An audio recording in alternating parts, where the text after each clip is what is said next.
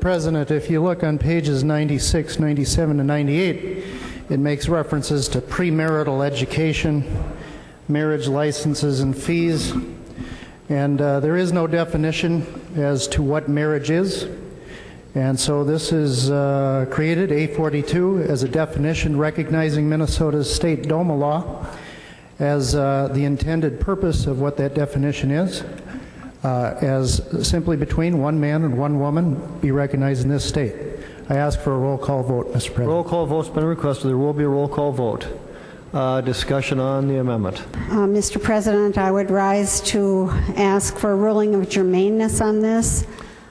It is true that the marriage license fee is being raised in this bill for a very specific program to be funded at the University of Minnesota, but the bill certainly, purpose of the bill is not to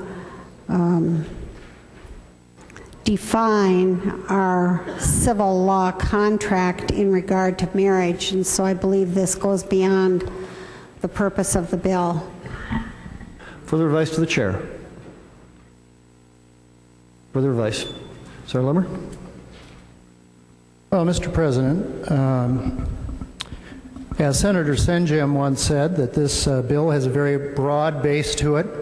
There's a number of issues, not only on health care, but nevertheless we have the proof now that it even involves the subject of marriage.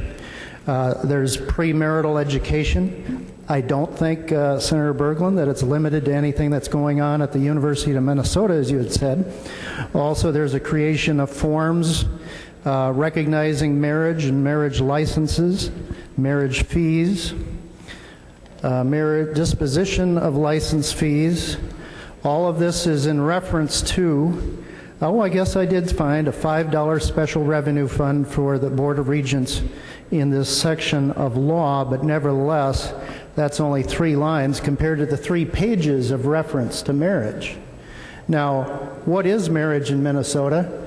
Right now, we have a current debate that's been going on by a number of legislators in this body. Senator Limmer, this is you're going beyond the issue of whether it's germane or not. Well, Mr. President, discuss the issue. Mr. President, I'm building a little bit of a foundation here, and the question is that please clearly the bill, Mr. Mr. President, brings up the subject of marriage, and it has some prescriptive elements in it regarding premarital education and licenses. All this is asking for is what is the definition of marriage for this purpose of law, and we're seeking a definition.